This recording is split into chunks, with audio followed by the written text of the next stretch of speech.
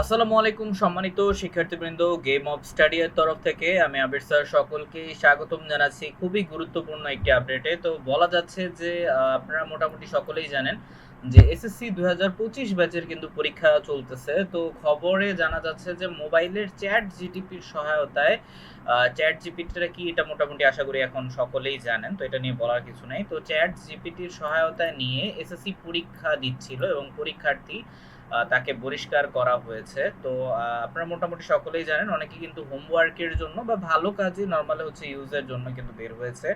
তবে এটা কিন্তু পরীক্ষার হলে ইউজ করা বা কোনো রকমের করাও কিন্তু বেআইনি, ঠিক আছে? তো এটা অবশ্যই ব্যবস্থা নিয়েছে। তো আমরা একটু দেখে নেই। তো বলা হচ্ছে যে ময়মনসিংহের গফুরগাঁওয়ে এসএসসি পরীক্ষার চ্যাট জিটিপি সহায়তা নেওয়ায় নকলের অভিযোগে ৮ পরীক্ষার্থীকে বহিষ্কার করা হয়েছে। মঙ্গলবার ৬ মে সকল উপজেলা মহিলা কলেজ কেন্দ্রে এই ঘটনা ঘটে। ঠিক আছে। আর জানা যায় পরীক্ষা শুরুর আগে ২০ মিনিট পর কেন্দ্রে প্রবেশ করেন নির্বাহী ম্যাজিস্ট্রেট ও গফুরগাঁও উপজেলা সহকারী কমিশন ভূমি আমির সালমান। এই সময় দেখা যায় কয়েকজন শিক্ষার্থী গাইড বই ও মোবাইল ব্যবহার করে খাতায় লিখছে। অভিযানে তাৎক্ষণিকভাবে ৩টি কক্ষ থেকে ৮ জন ছেলে পরীক্ষার্থীকে বহিষ্কার করা হয়। তাদের মধ্যে ৬ জনের কাছে গাইড বই এবং ২ জনের কাছে মোবাইল ফোন পাওয়া যায়।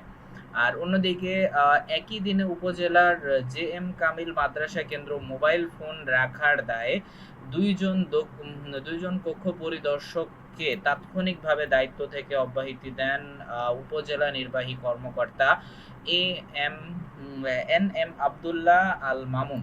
একইভাবে ইসলামিয়া সরকারি স্কুল কেন্দ্রে পরীক্ষার সময় ফোন রাখা এবং নিজের মেয়ে পরীক্ষার্থী থাকা সত্ত্বেও দায়িত্ব পালনের দায়ে এক শিক্ষককে অব্যাহতি দেওয়া হয়েছে।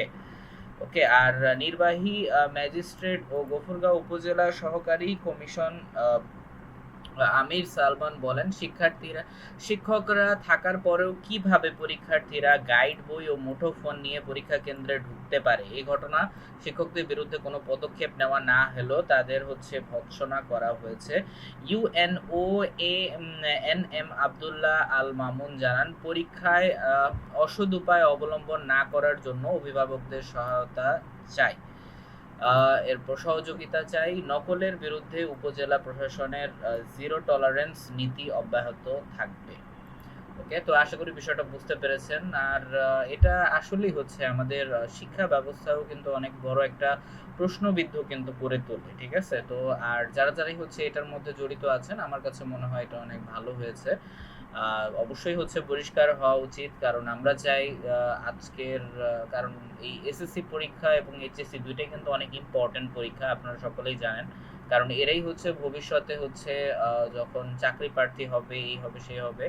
তো যোগ্যতার ভিত্তিতেই হচ্ছে সব জায়গায় আপনার চান্স হোক, আমরা এটাই চাই। আশা করি। আর যারা হচ্ছে এসএসসি পরীক্ষার্থী আছেন তাদের জন্য অনেক অনেক শুভকামনা রইল। ইনশাল্লাহ আপনাদের রেজাল্ট যাতে ভালো হয় সেই শুভকামনাই রইল। ওকে। তো আর ভালোভাবে পড়ালেখা করবেন, ইনশাল্লাহ ভালো রেজাল্টই আসবে। ওকে। আচ্ছা, তো এই ছিল এখনকার আপডেট। তো নিয়মিত আপডেট পেতে অবশ্যই চ্যানেলটিকে সাবস্ক্রাইব করতে ভুলবেন না। ধন্যবাদ সবাইকে। আল্লাহ হাফেজ।